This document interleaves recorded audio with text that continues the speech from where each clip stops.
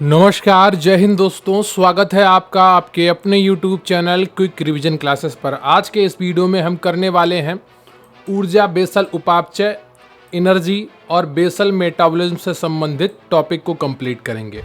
ये आपकी बुक के क्वेश्चन का MCQ रिवीजन है, तो इस टॉपिक को आप अच्छे से समझ लीजिएगा। अक्सर विद्यार्थियों को यहाँ पर समस्याएँ देखने को मिलती हैं। कुछ परिभाषाएँ भी मैं आपको लास्ट में बताऊँगा, तो वीडियो को अंत तक ज़रूर देखिएगा और प्लीज़ चैनल को सब्सक्राइब कर लीजिएगा, लाइक कर लीजिएगा और अपने दोस्तों के साथ भी शेयर करिएगा। तैयारी करते रहिए, परीक्षा बहुत ही निकट है आपकी, अब ज़्यादा देर नहीं लगेगी। सकारात्मक रहिए, चीज़ों के साथ जुड़े रहिए और एक प्रैक्टिकल लाइफ जिए। जो सब कर रहे हैं अगर आप वही करने लगेंगे तो निश्चित रूप से आप हज़ारों लोगों से, लाखों लोगों से पीछे हो जाएंगे। तो जो कंपटीशन में है उन्हें कुछ तो अलग करना होगा नॉर्मल लोगों से। ये बात सदैव अपने दिमाग में रखिए और अपनी तैयारी करते रहिए। तो कृपया वीडियो को लाइक कर लीजिएगा। चलिए शुरू करते हैं आज का ये वीडियो।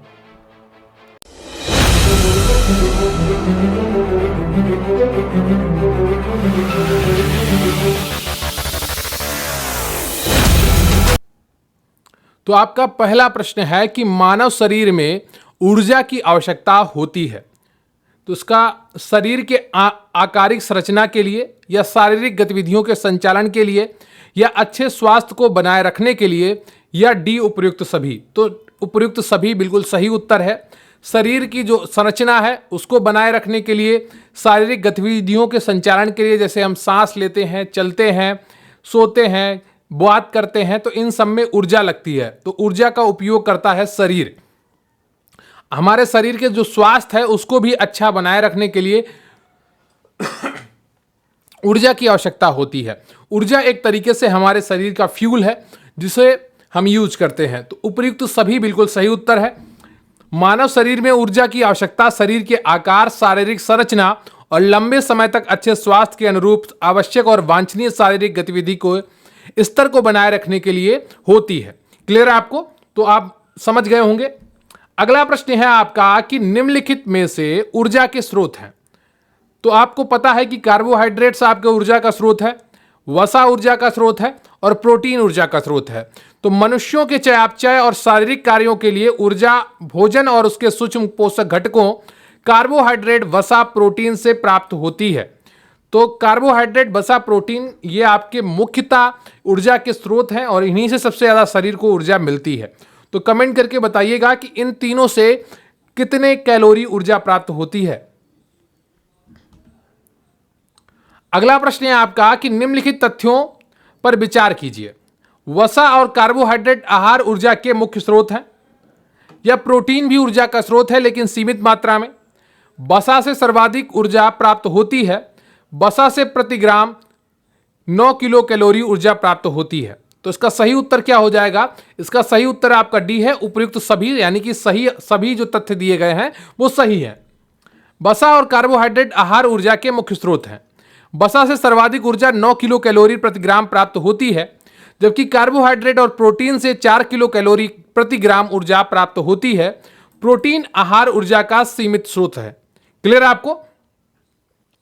अगला प्रश्न है आपका कि कुल ऊर्जा व्यय से क्या तात्पर्य है। तो इसका सही उत्तर है आपका डी ऑप्शन। 24 घंटे में एक व्यक्ति या व्यक्तियों के समूह द्वारा खर्च की गई ऊर्जा कुल ऊर्जा व्यय कहलाती है, जिसे शॉर्ट में TEE कहते हैं। क्लियर आपको? अगला प्रश्न है आपका कि ऊर्जा संतुलन से क्या तात्पर्य है। तो आहार ऊर्जा का सेवन और कुल ऊर्जा व्यय का बराबर होना। जितनी हमें ऊर्जा की आवश्यकता है, अगर हम उतने ही ऊर्जा के अनुसार आहार का ग्रहण करते हैं तो यह ऊर्जा संतुलन होता है। लेकिन वर्तमान समय में कई लोग क्या करते हैं, अत्यधिक भोजन लेते हैं जो उनकी ऊर्जा के संतुलन को बिगाड़ता है। और कई इलाके ऐसे हैं, कई समुदाय ऐसे हैं जहां पर ऊर्जा का संतुलन कम है, क्योंकि वहां पर उतना पर्याप्त भोजन नहीं मिल पा रहा है जितना उनका खर्चा है। तो दोनों परिस्थितियां हैं।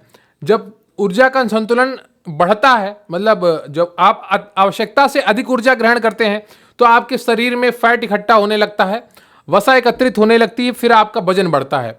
और जब आप ऊर्जा आवश्यकता अनुसार ऊर्जा कम लेते हैं तो फिर आपका शरीर से वजन घटने लगता है और आप फिर एक समय ऐसा आता है कि कुपोषण के आप शिकार हो जाते हैं। तो यहां पर आपका सी ऑप्शन सही है, 5वें का। क्लियर है आपको? अगला प्रश्न है आपका कि जब ऊर्जा संतुलन लंबे समय तक बना रहता है तो व्यक्ति की अवस्था को कहा जाता है। बताइएगा, तब व्यक्ति की अवस्था को क्या कहा जाता है? इसका सही उत्तर है आपका डी, स्थिर अवस्था। जब ऊर्जा संतुलन लंबे समय तक बना रहता है तो व्यक्ति की जो अवस्था है उसको स्थिर अवस्था में माना जाता है। अगला प्रश्न है आपका कि ऊर्जा सेवन का अनुशंसित स्तर कहलाता है। तो इसका सही उत्तर है आपका ए ऑप्शन, ऊर्जा का दैनिक स्तर पर सेवन जो आप करेंगे वही ऊर्जा सेवन का अनुशंसित स्तर है। क्लियर आपको कि एक दिन में आपको कुल कितने किलो कैलोरी की आवश्यकता है उतना ही आप सेवन करें। अगला प्रश्न है आपका कि ऊर्जा सेवन का अनुशंसित स्तर वह राशि है जो समूह में सभी व्यक्तियों की आवश्यकताओं की पूर्ति करती हो, समूह में सभी व्यक्तियों की आवश्यकताओं की पूर्ति से अधिक होती है। तो बताइएगा ये आपका कौन सा ऑप्शन है? तो यहां पर आपका डी ऑप्शन बिल्कुल सही हो जाएगा, बी व सी दोनों सही है। क्लियर आपको? अगला प्रश्न है आपका कि मानव शरीर में ऊर्जा आपूर्ति के प्रमुख स्रोत के रूप में माना जाता है।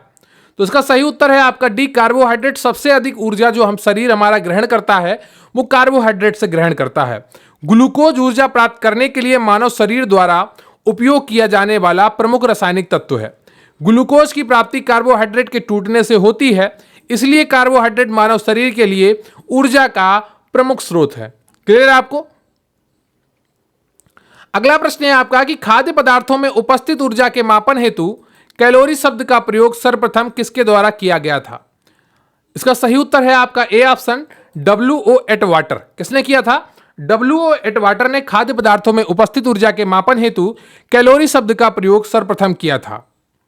अगला प्रश्न है आपका कि एटवाटर प्रणाली का उपयोग किसके लिए किया जाता है?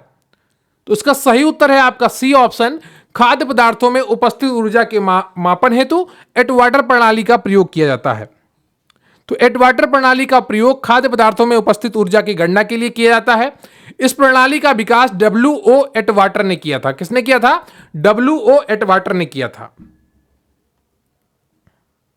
अब इसमें सही सुमेलित करना है। सही सुमेलित क्या है उसको मैं पढ़ देता हूं, बाकी आपको पूरी जानकारी है। कार्बोहाइड्रेट से हमें 4 किलो कैलोरी प्रति ग्राम ऊर्जा मिलती है।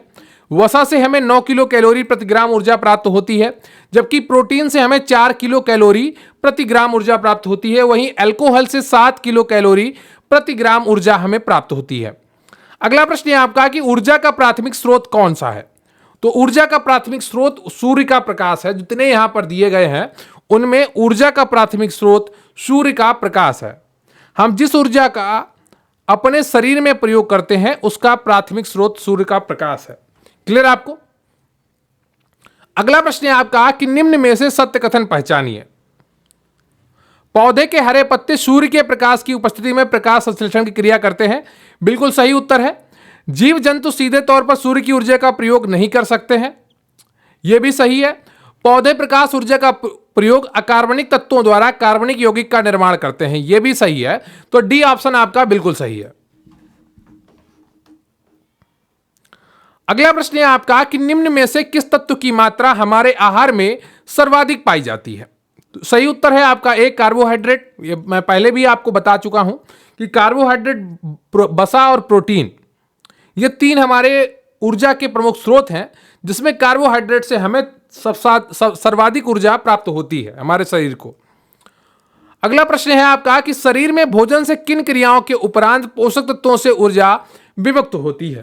तो इसका सही उत्तर है आपका पाचन, फिर अवशोषण, फिर चयापचय। उपयुक्त तीनों क्रियाओं के बाद डी ऑप्शन आपका बिल्कुल सही है। आप भोजन ग्रहण करेंगे, फिर उसका पाचन होगा, फिर उसका अवशोषण होगा, फिर चयापचय होगा। इस प्रकार से ऊर्जा विमुक्त होती है। अगला प्रश्न है आपका कि शरीर के लिए ऊर्जा का सबसे संघनित स्रोत है। तो उसका सही उत्तर है आपका बी ऑप्शन, वसा। शरीर के लिए वसा ऊर्जा का सबसे संघनित स्रोत है। अब संघनित क्या होता है कि कम भार में ज्यादा से ज्यादा, क्लियर है आपको, ऊर्जा जो दे वो सबसे संघनित ऊर्जा का स्रोत होगा। जैसे 1 ग्राम में 9 किलो कैलोरी वसा ऊर्जा देती है, तो ये सबसे संघनित स्रोत हो गया। क्लियर है आपको? तो ये चीजें आपको ध्यान में रखनी होंगी। अगला प्रश्न है आपका कि शरीर में वसा की अतिरिक्त मात्रा कहां संचित रहती है? तो इसका सही उत्तर है आपका डी ऑप्शन, वसा ऊतक में। कहां पर? वसा ऊतक में। शरीर में वसा की अतिरिक्त मात्रा वसा ऊतकों में संचित रहती है।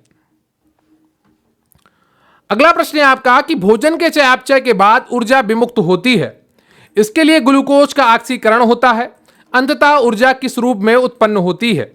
तो इसका सही उत्तर है आपका ए ऑप्शन, एटीपी के रूप में। क्लियर है आपको? तो ग्लूकोज में जब ऑक्सीजन मिलती है तो एटीपी का निर्माण होता है, कार्बन डाइऑक्साइड का निर्माण होता है और जल का निर्माण होता है। अगला प्रश्न है आपका कि निम्नलिखित तत्वों पर विचार कीजिए। भोजन में उपस्थित 3 प्रमुख पोषक तत्वों से ऊर्जा की प्राप्ति होती है, बिल्कुल सही है। अल्कोहल से ऊर्जा की प्राप्ति नहीं होती है, यह गलत है।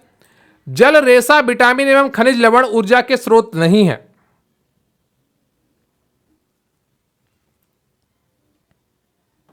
यह सही है। तो इसमें से आपको असत्य पहचानना है। प्रश्न को बहुत ही ज्यादा जरूरी है कि आप ध्यान से देखें। अगर आपने यहां पर असत्य नहीं पढ़ा और सीधे उत्तर अपने मन से सोचकर दे दिया तो यह प्रश्न आपका गलत हो जाएगा। तो यहां पर आपका केवल 2 असत्य है, इसलिए सी ऑप्शन आपका सही हो जाता है। क्लियर है आपको? तो ये आपके कुल 20 प्रश्न थे। उम्मीद करता हूं आपको सभी प्रश्न समझ में आए होंगे और एक एक प्रश्न आपने पूरी ईमानदारी के साथ देखा होगा। कमेंट करके जरूर बताइएगा कि उन 20 प्रश्नों में से आपके कुल कितने प्रश्न सही हुए हैं। अब हम बात करते हैं उपापचय की, यानी कि मेटाबॉलिज्म की। मैंने सोचा ये आपको समझा दिया जाए, कई बार आप भूल जाते हैं इसको। उपापचय 2 प्रकार का होता है। एक, इसमें 2 क्रियाएं होती हैं। एक उपचय होती है और दूसरा अपचय होती है। उपचय को इंग्लिश में कहते हैं एनाबॉलिज्म और अपचय को इंग्लिश में कहते हैं कैटाबॉलिज्म। क्लियर है आपको? तो उपापचय यानी कि मेटाबॉलिज्म, इसके अंतर्गत 2 क्रियाएं होती हैं। कौन कौन सी? उपचय और अपचय। तो उपचय में क्या होता है? इसके अंतर्गत सरल पदार्थों से जटिल यौगिकों का निर्माण होता है। सरल पदार्थों से जटिल यौगिकों का निर्माण होता है, जैसे प्रोटीन संश्लेषण होता है, प्रकाश संश्लेषण होता है। क्लियर आपको? और अपचय में क्या होता है? यह जटिल यौगिक को सरल रूप में तोड़ती है। यह प्रक्रिया पूरे शरीर में हर समय होती रहती है। ऑक्सीजन की कमी, हाइड्रोजन की वृद्धि इसी का परिणाम है। क्लियर है आपको? तो आधारीय उपापचय दर, बेसल मेटाबॉलिज्म रेट क्या है, इसको आप समझ लेते हैं।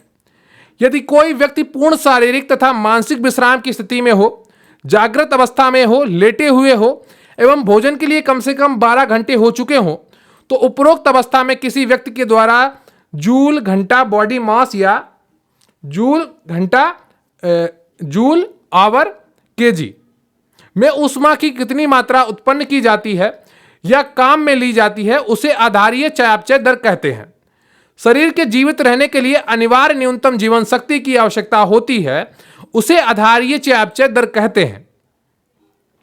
आधारीय चयापचय दर का सूत्र होता है 1 किलो कैलोरी गुणा किलोग्राम में शरीर का भार और गुणा 24 घंटा। क्लियर आपको? तो यह फार्मूला, बीएमआर फार्मूला जरूर याद रखिएगा, यह आपसे परीक्षा में भी पूछा जा सकता है। क्लियर आपको? तो यह पूरा अभी आपको पढ़ाया गया है। ऊर्जा बेसल उपापचय, एनर्जी बेसल मेटाबॉलिज्म। इसमें आपको 20 प्रश्न और कराए जाएंगे जो अगले वीडियो में आपको मिलेंगे। यह पार्ट 1 था, तो उम्मीद करता हूं आपको पूरा टॉपिक समझ में आ गया होगा।